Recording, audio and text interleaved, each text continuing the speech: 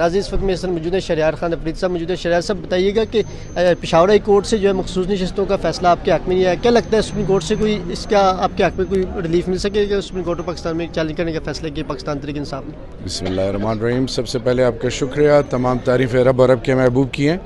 ہمارا قانونی آئینی حق ہے، انشاءاللہ باذن اللہ سپریم کورٹ جائیں گے، ہر فورم پہ اپنا مقدمہ لڑیں گے، ایوان کے اندر لڑیں گے۔ بالخصوص ہم ایک چیز پر توجہ دینا چاہ رہے ہیں کہ چوری کا، ڈکیتی کا، ظلم کا شریعت میں اس کا کیا سزا ہے، اور پھر وہ آئین جو قرآن اور سنت کے تابع ہے، حق آپ کا ہے ہی نہیں، عوام نے آپ کو ریجیکٹ کر دی ہے۔ ان میں ذرا بر اگر اخلاقی یا کوئی قدر باقی ہو، کوئی خوف خدا ہو تو یہ نزدیک ہی نہ جائیں۔ یہ الٹا اپلیکیشنز دے بیٹھے ہیں الیکشن کمیشن کو یہ پارٹیاں کہ ہمیں اتنی سیٹیں دی جائیں، اتنی سیٹیں دی جائیں، آپ کا حق ہی نہیں بنتا۔ تو انشاءاللہ ہر لیول پر اپنا مقدمہ لڑیں گے اور اللہ میں سرخرو۔ عمران خان صاحب سے ملاقاتوں میں جو 2 ہفتے کے لیے پابندیاں لگیں، کل عدالت سے ریلیف ملے، وکلا بھی ملے ہیں، کیا لیڈرشپ کو ملنے کی اجازت ہوگی؟ جی انشاءاللہ ہم نے بھی اپلیکیشن دی، ہم کنٹیمپٹ میں بھی گئے ہیں اور اس کا آج رزلٹ پتہ چلے گا۔ انشاءاللہ ملاقات ہوگی۔ سر کیا وجہ کیوں اتنے خوفزدہ ہے عمران خان صاحب سے کہ ملاقاتوں پر، اور انہوں نے میڈیا کو بھی 2 کلومیٹر دور کر دیا، اس حوالے سے کیا کہیں گے؟ دیکھیں جی، یہ بڑی حیران کن بات ہے کہ پنجاب ہوم ڈپارٹمنٹ نے اور پھر وفاق نے بھی نرو سینٹر ہے اڈیالہ، کیونکہ وہ پنڈی اور اسلام آباد پاکستان کا یہ ٹوین سٹیز جو ہیں GHQ ہے، وہاں پہ سب سے ہائی پروفائل جیل ہے پاکستان کی۔ اگر اس کا یہ حال ہے تو دنیا کیا سوچے گی، کیا سوچ اوور آل ڈیولپ ہوگی؟ تو میں یہ چاہوں گا کہ یہ پاکستان کے مستقبل اور پاکستان کی سلامتی کے حوالے سے یہ چیز بہت امپورٹنٹ ہے کہ وہ اڈیالہ جیل کے علاوہ پاکستان کے تمام صوبے، تمام کی سینسٹیو ایریاز کی پروٹیکشن یہ ریاست کی ذمہ داری ہے، اور اس کے لیے تمام انیشیٹوز لینے چاہیے۔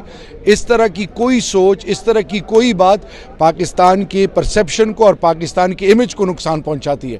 تو یہ مجھے سمجھ سے بالاتر ہے کہ ایسی باتیں اپنی ذاتی مفاد کے لیے کیوں کر رہے ہیں۔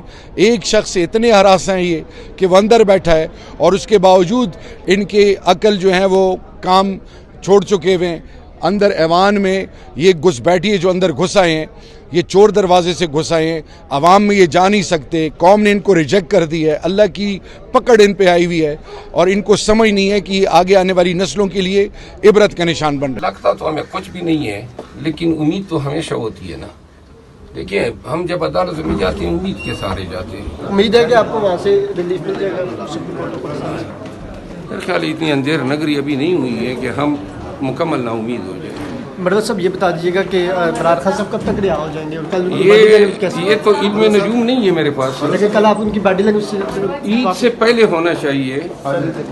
جس طرح کیسے چل رہے ہیں اس وجہ سے کہ عید سے پہلے رہا ہو جائے؟ دیکھیے ابھی 426 یہ پیر کو لگے نا کیسز، اپیلے 426 پہ ان کے سماعت ہوگی، جو ہم نے سینٹنس کی سسپینشن کی استدعا کی ہے، اور کیسز کی نوعیت بڑی ناقص ہیں، کیونکہ جلدی میں ان کو سزا دلانے کی بڑی تھی، تو حق دفاع نہیں دیا، حق جرح نہیں دیا، حق وکیل نہیں دیا۔